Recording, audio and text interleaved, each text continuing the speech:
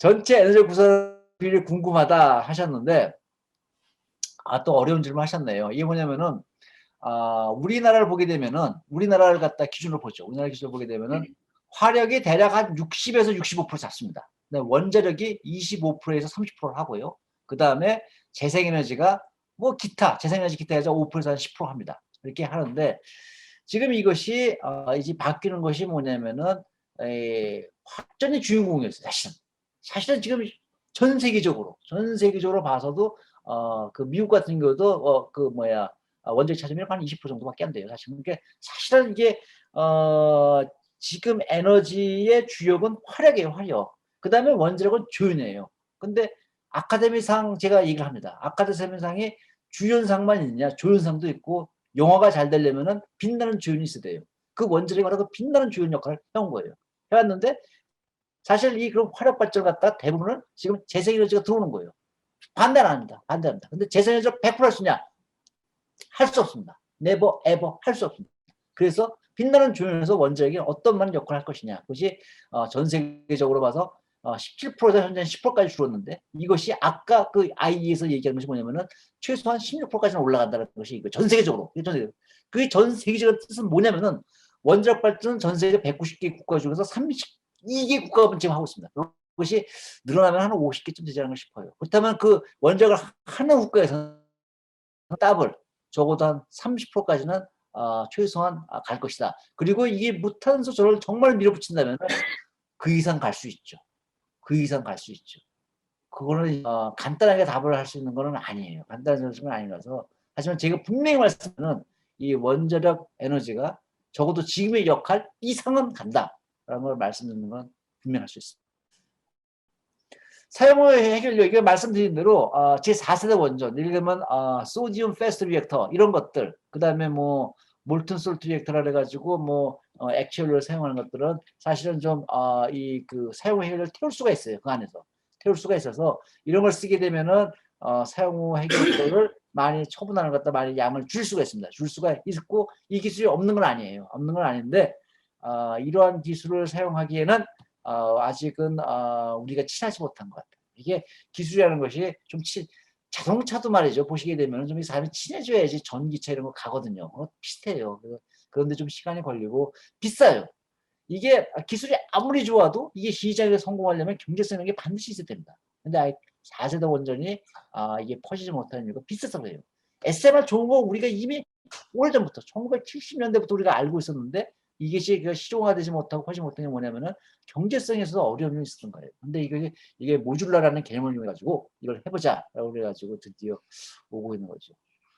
빌 게이츠는 늘 이 그 소디움 그 냉각 원전에 꽂히셨어요. 그래서 테라파론 회사를 갖다가 만든 지가 20년도 넘었죠. 그래서 만들어서 그걸 하고 있는데, 이것이 장점이 여러 가지 장점이 있어요. 여러 가지 장점이, 이게 사용 해결을 태울 수도 있다라는 것도 있지만은 30년, 50년 동안 뭐 설계하기 따라 가지고는 해결료 교체 없이도 갈 수가 있어요. 그래가지고 이거를 그 성공할 것이다 그래가지고 빌 게이츠는 여기 꽂혀가지고 계속 하고 있는데, 이거를 미국서 실현하기가 대단히 어려웠어요. 미국에 사실 어려운 게, 미국의 인허가 제도가 대단히 까다롭습니다. 까다롭고 미국에서 건설하자니까 돈이 너무 많이 드는 거예요. 그래가지고 이거를 중국에다 건설하고 싶어요. 우리나라에도 건설하고 싶었어요. 사실 우리나라 건설하고 싶었는데 여러 가지로 뭐 안 좋았죠. 뭐 타이밍도 안 맞고 뭐 안 좋아서, 그다음에 중국에 짓겠다고 했는데 트럼프가 짓고 나면서 중국과 원자력에 대한 걸 갖다 못 하겠어요.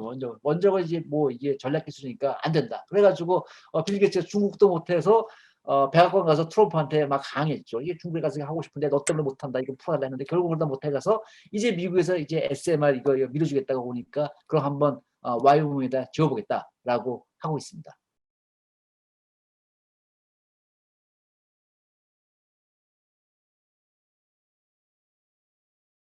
비용의 문제, 이게 경제성입니다. 이 경제성을 돌파하면은 이게 뭐, 이거 뭐, 저는 이렇게 생각합니다. 뭐냐면은, 여태까지 SMR을 갖다가 전 세계적으로 개발을 하면서 이거를 대형 원전의 보조 노용으로 생각했어요. 예를 들면, 대형 원전은 버스예요, 버스고, 이 소형 원전은 조그만 소형차로 이렇게 생각한 거예요. 그래서 우리가 소형차가 필요할 때가 있고, 대형 버스가 필요할 경우가 있지 않습니까? 그렇게 생각한 거예요. 그래서 이게 SMR은 뭐냐면은, 예를 들면 우지 같은데, 카나다는 국토가 넓거든요. 그럼 오지에다가 전력을 공급하는 게 그 사람들 골칫거리예요. 거기다가 송전망을 갖다 연다면은 송전망을 연결하게 되면 돈이 너무 비싸. 돈이 너무 비싸.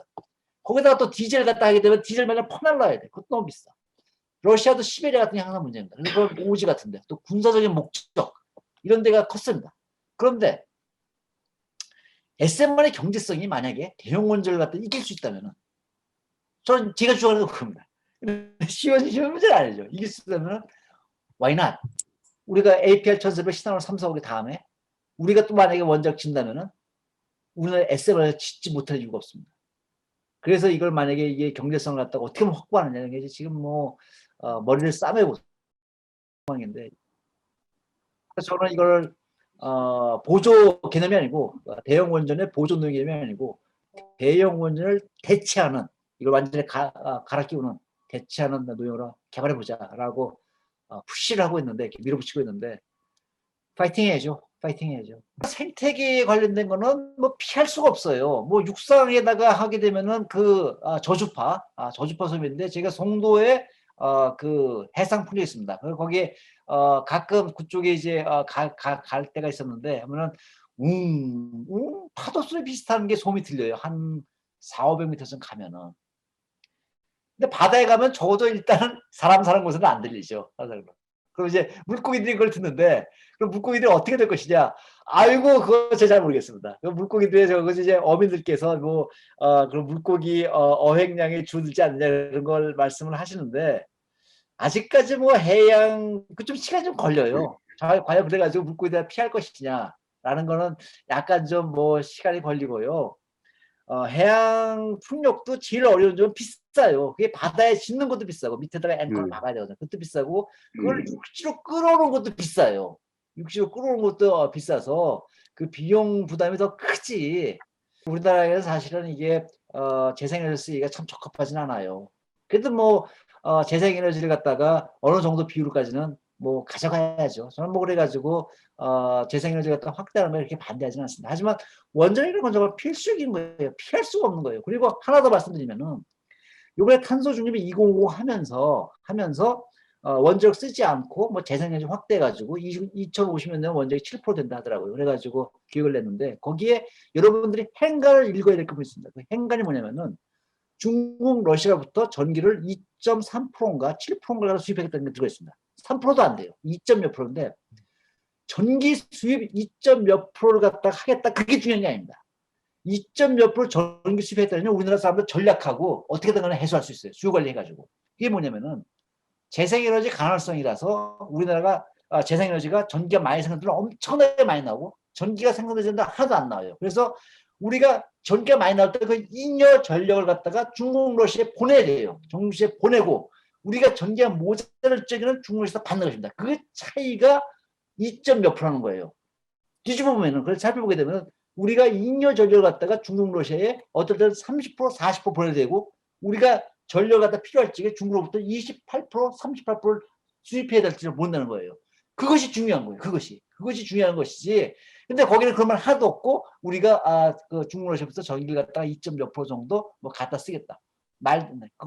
그게 중요한 게 아니에요. 잉여 전력 할 때는 그건 우리가 30% 보내고 28%만 그게 심각한 겁니다.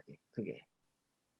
그 재생에너지 컨트롤할 수 없어가지고. 그래서 독일을 둘러싼 나라들 네덜란드 뭐좀 벨기에 뭐 이런 주변 나라들이 러시아에서 과잉 전기 나와가지고 전기 유럽 그 전력망에다 보내겠다면 골치가 아파요. 그 전력망 그것들 흡수하느라고 골치가 아픕니다. 그래서 독일이 재생에너지를 갖다 팔 적은 싸게 팔고 싸게 전기 필요해서 살 때는 비싸게 사고 그래서 전력량으로 보게 되면 얼추 비슷하고 수출국이라고 얘기를 해요.